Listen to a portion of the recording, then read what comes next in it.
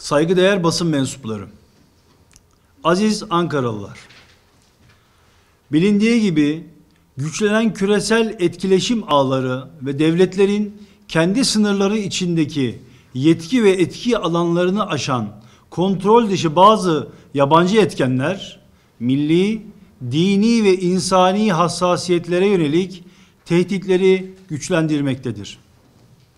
Bu kapsamda neslimizi, ailemizi ve milletimizi hedef alan en tehlikeli saldırılardan biri de geçmişte Lut kavmi ile anılan sapkın davranışların değer haline getirilmesi, örgütlü ve küresel girişimler yoluyla yaygınlaştırılmasıdır.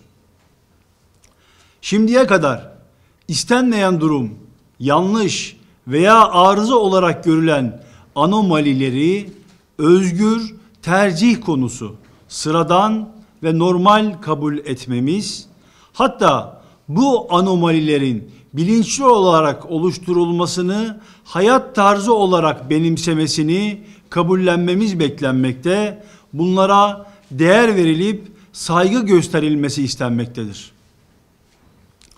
İnancımıza göre en hafif haliyle öfke duyulması, buğz edilmesi gereken bu sapkın fiillere tepki gösterenler maalesef zaman zaman resmi merciler tarafından bile nefret söylemi üretmekle suçlanabilmektedir.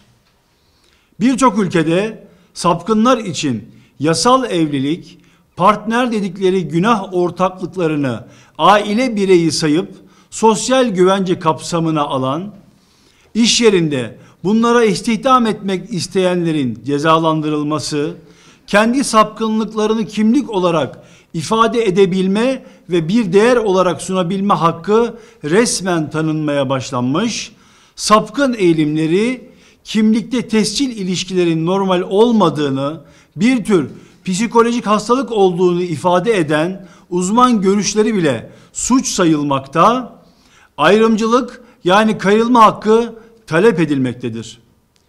Birleşmiş Milletler'in Global Compact Network Turkey girişimi ile uyguladığı çalışma ve çalıştay raporları devlet kurumları ile birlikte özel sektörün de bizzat Birleşmiş Milletler Örgütü üzerinden baskıya maruz bırakıldığını kanıtlamaktadır. Bu çerçevede dünya nüfusunu azaltmak isteyen küresel sermaye odakları tarafından üreyemeyen insan türü üretmek için normal biyolojik cinsiyeti bozmaya yönelik derin projeler kurgulandığı yönündeki şüpheler artan bir sıklıkla gündeme gelmektedir. Milletimiz cinsel kimliği kendiliğinden sorunlu olan kişileri dışlamamış, şefkatle muamele etmiştir. Yaratılıştan gelen sıkıntıları kabullenip sabredenleri kendi içinde tedavi etmeye çalışan bir medeniyet mensuplarıyız. Ancak bu arızaları kimlik haline getirip yücelten ve hatta sağlam insanların cinsel kimliğini bozan sapkınlıkları kabul etmemiz mümkün değildir. Peygamber Efendimiz sallallahu aleyhi ve sellem tarafından öğretildiği şekliyle bir kötülük görünce onu elimizle düzeltemiyorsak dilimizle karşı çıkma ve en azından kalbimize buğz etme vazifesini ifa etmek amacıyla Ankara'da hizmet veren sivil toplum gönüllüleri olarak Ankara Sivil Toplum Platformu çatısı altında harekete geçmeye karar vermiş bulunuyoruz. Akademi, sanat, spor ve iş dünyasının adeta esir alındığı ve söz söyleyemediği ve adeta linç edildiği bu atmosferde bu gidişin nereye doğru olduğu noktasında Türkiye'de her bir birey muhasebeye davet ediyoruz. Bu meselenin Türkiye'nin ve tüm ulusun, devletlerin geleceğini hedef alan uzun vadeli bir proje olduğunu ve bu çerçevede bir milli güvenlik meselesi olarak değerlendirilmesi gerektiğini düşünüyoruz.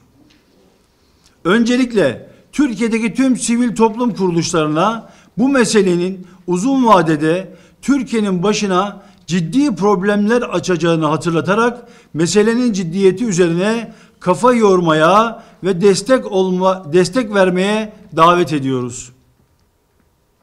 30 Ekim Pazar günü 13.30'da Hacı Bayram Veli Camii'nden başlatacağımız yürüyüş, akabinde basın açıklaması yaparak aşağıdaki taleplerimizi kamuoyu ile paylaşacağız. 1. Sağlıklı bir üçüncü cinsiyet mümkün değildir ve arızalara karşı tedaviyi esas alan bir yaklaşım sergilenmelidir. 2.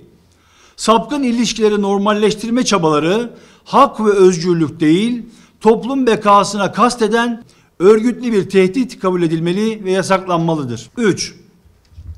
Cinsel kimliğe yapılan müdahaleler sıkı kontrol altına tutulmalı, sapkın ilişkileri destekleyen ve özendiren fiiller cezalandırılmalıdır.